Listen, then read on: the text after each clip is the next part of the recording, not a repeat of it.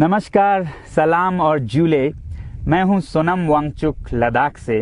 आप में से कुछ लोग हमें जानते होंगे हमारे शिक्षा सुधार के कामों के बारे में, या फिर पर्यावरण के काम में आइस्तूपा आर्टिफिशियल ग्लेशियर जैसे कामों के लिए, या फिर आई लिव सिंपली जैसे ग्लोबल मूवमेंट्स जो कि सादा जीवन अपनाकर क्लाइमेट चेंज को रोकने के लिए लोगों को प्रेरित करती है।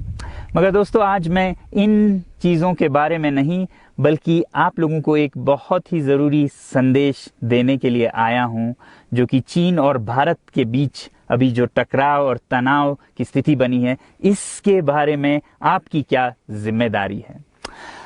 मैं लद्दाख में हूं और आप देख रहे हैं सिंधु नदी को बहते हुए यहाँ, और वो जो पहाड़ियाँ हैं उनके पीछे नुब्रा और चांगतांग के वो इलाके हैं जहाँ पर ये तनाव बढ़ता जा रहा है। हजारों सैनिक वहां ले जाए जा चुके हैं। सुनने में आया है चीनी वायुसेना के जहाज भी वहां तैनात किए गए हैं, और एक घंटे पहले भारतीय वायुसेना के जहाज भी मेरे ऊपर मंडरा रहे थे।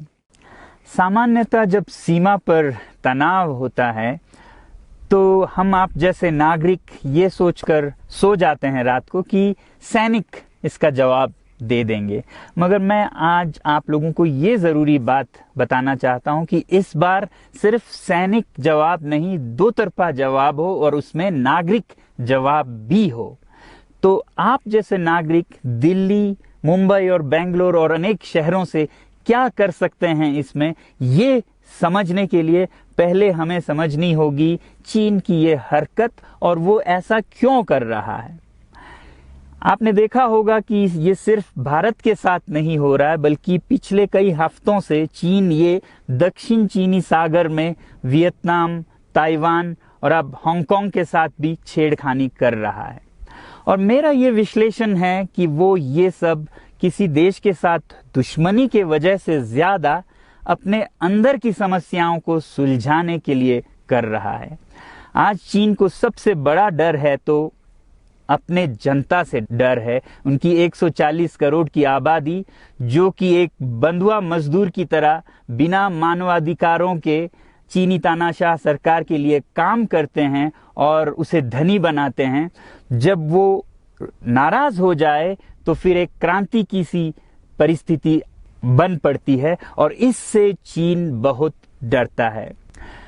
आज कोरोना के प्रकोप के बाद चीन में फैक्ट्रियां बंद हैं, एक्सपोर्ट्स बंद हैं और बेरोजगारी 20% तक बढ़ चुकी है। लोग बहुत नाराज हैं, क्रांति हो सकती है, तख्ता पलट हो सकता है। इसीलिए चीन पड़ोसियों से दुश्मनी करके अपनी जनता को अपने साथ जोड़ने में लगा हुआ है, और ये पहली बार नहीं कर रहा है। 1962 में जब भारत के साथ जंग की तो वो जंग भी उसने अपने जनता को संभालने के लिए की थी। तब 4 साल का अकाल और भूखमरी हुई थी, और इससे ध्यान हटाने के लिए ये जंग की थी।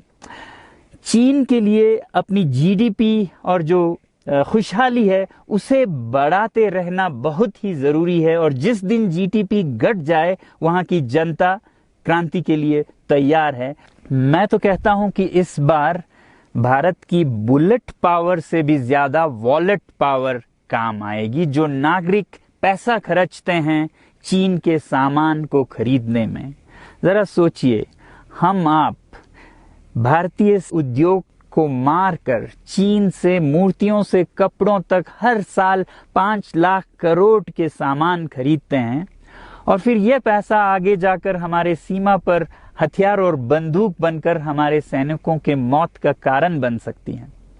तो इसलिए अगर हमारे देश के 130 करोड़ लोग और 3 करोड़ जो भारतीय बाहर के देशों में हैं, सब मिलकर भारत में और बल्कि दुनिया भर में एक boycott made in China movement या अभियान शुरू करते हैं, तो आज दुनिया भर में चीन के प्रति रोष है। हो सकता है कि सारी दुनिया साथ आए और इतने बड़े स्तर पर चीनी व्यापार का बॉयकॉट हो कि चीन को जिसका सबसे बड़ा डर था वही हो, यानी कि उसकी अर्थव्यवस्था डगमगाए और उसकी जनता रोष में आए, विरोध और तख्ता पलट। और अगर हम ऐसा नहीं करते हैं तो कितनी बदनसीबी की बात होगी भारत के लिए, ज़रा सोचिए। एक तरफ हमारे सेना सीमा पर जंग लड़ रही होगी और दूसरी तरफ हम आप चीनी सामान, मोबाइल से लेके कंप्यूटर्स, कपड़ों से लेके खिलौनों तक को खरीद कर उनकी सेना को पैसा भेज रहे होंगे, चीन की सेना को। ये तो हुई हार्डवेयर की बात। दूसरी तरफ हमारी युवा चीनी सॉफ्टवेयर, एप्स, गेम्स जैसे टिकटॉक, शेयरिट, इन सब में मस्त, उन्हें दूसरी तरफ से करोड़ों करोड़ों का पैसा भेज रहे होंगे। तो इसलिए बहुत ज़रूरी है कि हम एक नागरिक जवाब ज़रूर दें और इसे एक अभियान बनाएं, ग्लोबल मूवमेंट की तरह। ये बॉयकॉट मेड इन चाइना का जो अभियान है वो भारत के लिए भी एक वरदान साबित होगी। जैसा कि हमारे प्रधानमंत्री ने एक विजन हमें दिया था स्वावलंबन का, सेल्फ रिलायंस, वो तब हो सकता है जब हमारे अपने उद्योग फलें फूलें। और जब हम बॉयकॉट करते हैं इन सामान का तो अपने देश के उद्योग का, उत्पाद का हम प्रयोग करेंगे और उससे मजदूरों को रोजगारी मिलेगी और सारा देश खुशहाल होगा। बजट होगा कि हम और अच्छी तरह से टक्कर ले सकें सीमा पर भी। तो इसके लिए मैं आप लोगों से अपील करता हूं कि जहां तक एप्स और सॉफ्टवेयर की बात है तो हमारे युवाओं को एक हफ्ते में उन्हें अनइंस्टॉल करना चाहिए। Boycott made in China, software in a week and hardware in a year.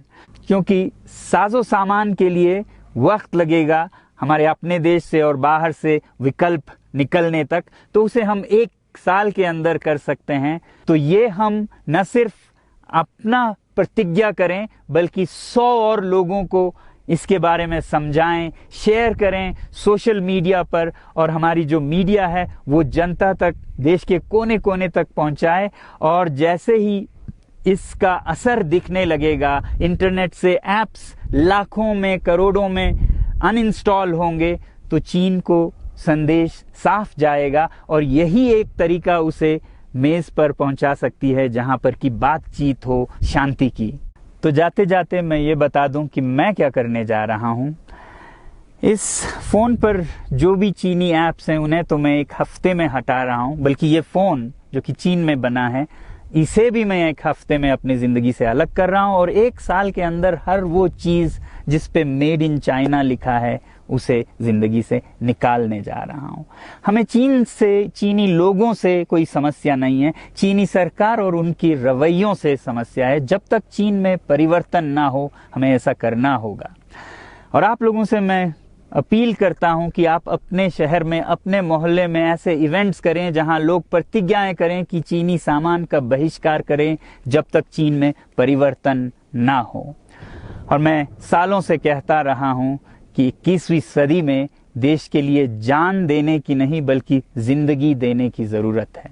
Ladakh में बढ़ते हुए ये देश के लिए जान देने का कारोबार बहुत देखा, और जहां एक तरफ मैं सलाम करता हूं उन लोगों के लिए, उन लोगों को जिन्होंने देश के लिए जान दिया, मगर इस 21वीं सदी में मेरा ख्याल है कि देश के लिए जान देने की नहीं, जिंदगी देने की जरूरत है।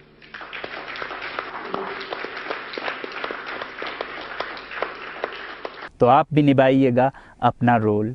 जय हिंद।